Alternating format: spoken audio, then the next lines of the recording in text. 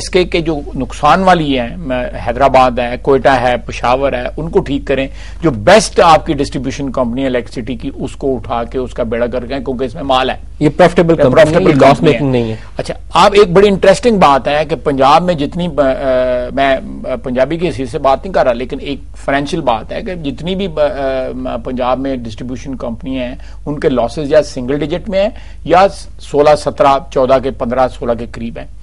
آپ حیدرآباد چلے جائیں, آپ کوئٹہ چلے جائیں, آپ پشاور چلے جائیں تو وہاں پہ 30s میں لاسز ہیں. دو ورسٹ پرفارمنگ ہے پشاور اور حیدرآباد, ورسٹ پرفارمرز ہے پشاور اور حیدرآباد جو ہے وہ 40% کے قریب جو ہے ان کے لاسز ہیں. تو یہ جو پنجاب کی 4-5 جو ہیں یہ سبسڈائز کر رہی ہیں, کراس سبسڈائز کر رہی ہیں ان کے لاسز کو. جو یہاں پہ جو لوگ بہتر پرفارم کر رہے ہیں یا جو بل دے رہے ہیں وہ ایکچولی وہاں پہ جو نان پیمنٹ اور چوری کو جو ہے فائنانس کر رہے ہیں. پشاور میں تو ایشو ہے نا فاٹا ایریاز کا, اس وجہ سے مجھے بتا دیں, جب آپ نے ذکر کیا پروگرام کے شروع میں کہ ڈس فنکشنل پارلیمنٹ, یہاں وہ سوال دوبارہ آ جاتا ہے کہ لوگوں نے تو آپ لوگوں کو ووٹ دیا تھا کہ آپ چینج لائیں گے, کچھ بہتری ہوگی, انہیں سکھ کا کچھ سانس ملے گا.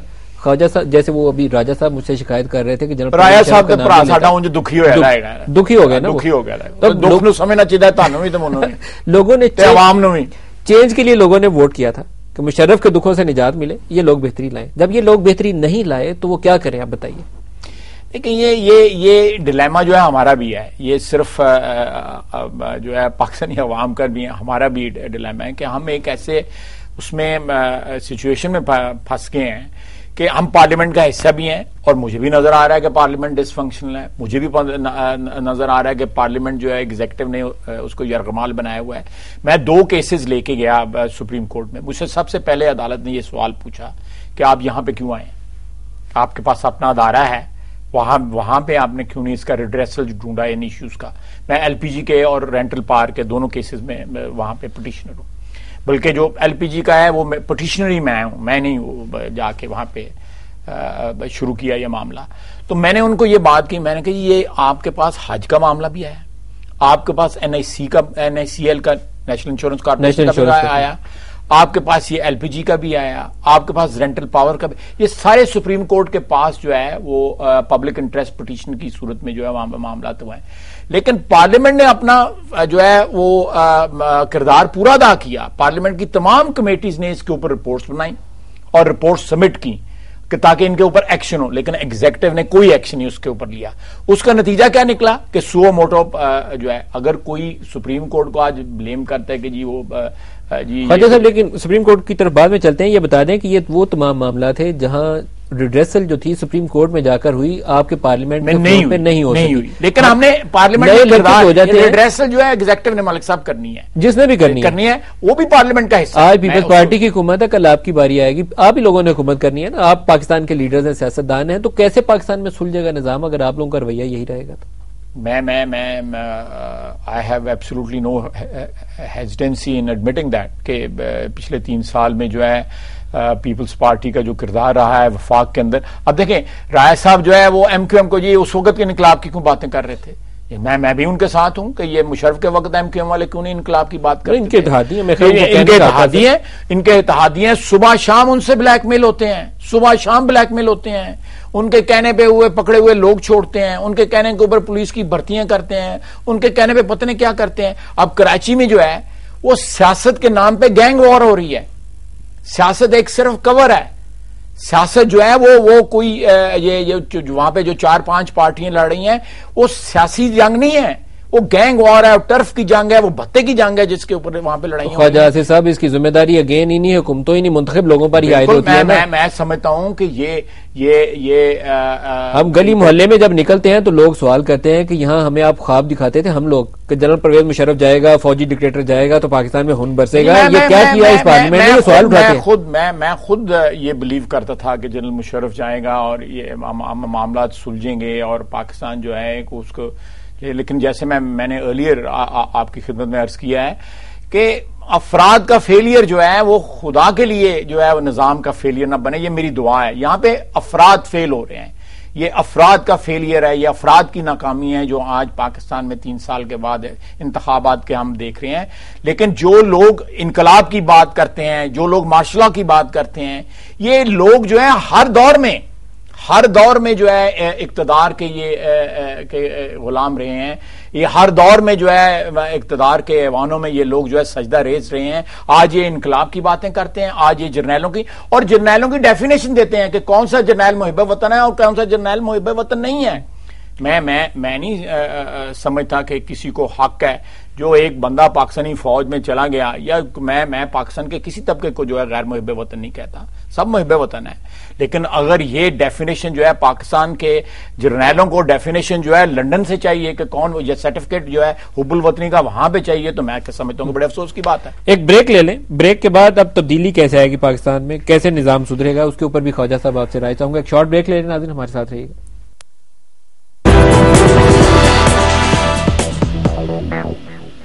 پلے کرکٹ کی جیت کھیلے گی ٹیم, جیتیں گے آپ. اونلی آن پلے.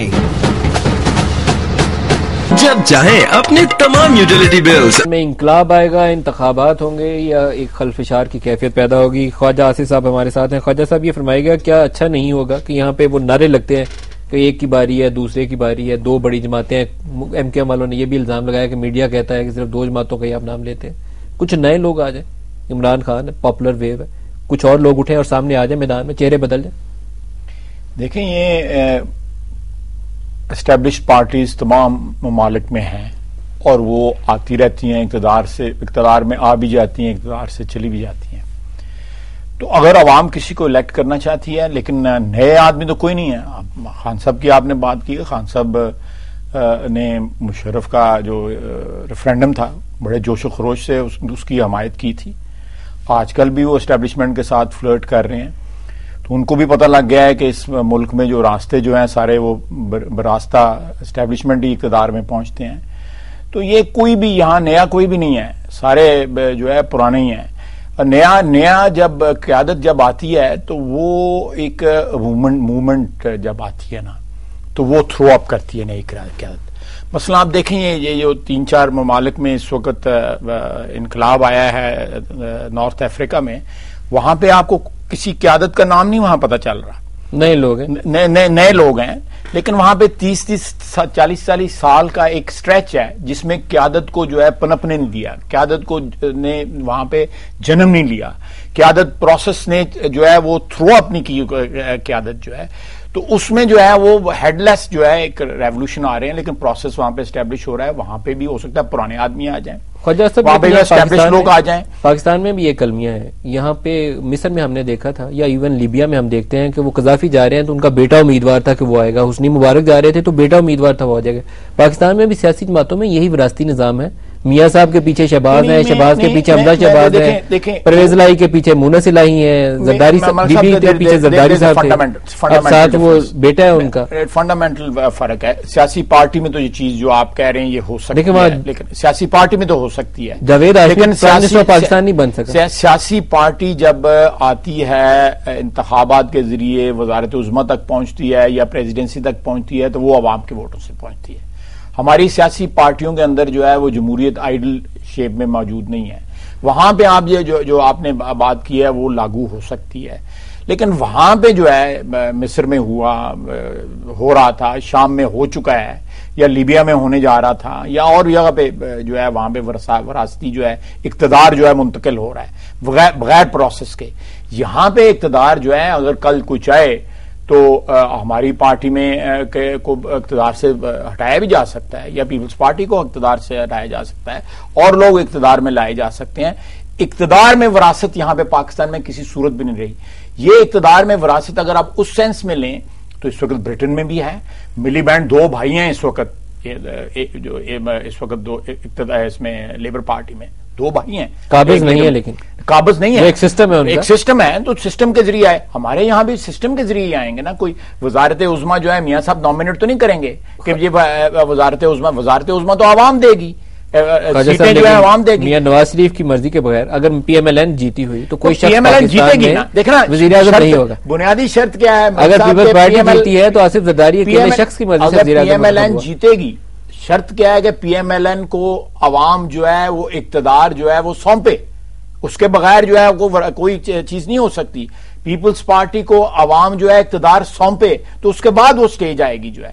لیکن وہاں پہ جو آپ بات کر رہے ہیں وہاں پہ تو ڈائریکٹلی قذافی صاحب جو اپنے بیٹے کو ٹھیک ہے جی میں جاؤں گا تو یہ ہوگا, یہ سینس آف ریسپانسبلٹی شاید اسی لیے ہماری لیڈرشپ میں کم ہو جاتی ہے کہ وہاں ابھی تک اس قدر ریسپانسو نہیں ہے ہماری جماعتیں, عوام کے اندر جو پسند ناپسند ہے اس کا اتنا خیال ہی نہیں رکھا جا رہا. پولیٹیکل پارٹیز کا جو حال کرتی رہی ہیں, 4 فوجی حکمرانیاں جو آپ کے ملک میں آئی ہیں جو پولیٹیکل پارٹیز کا حال کیا ہے, ایوب خان نے مسلم لیگ میں سے کنونشن مسلم لیگ بنا لی, اس کے بعد جو یحییٰ خان صاحب کو موقع نہ ملا, ان کو اور چیزوں کا موقع مل گیا, ملک ٹوٹ گیا. اسی طرح جو ہے ریاض صاحب نے جو ہے ٹنکرنگ کی پولیٹیکل پارٹیز کے ساتھ, اپنی مرضی کے لوگ آگے لے کے آئے. اس کے بعد مشرف نے پھر جو ہے کاف لیگ بنائی.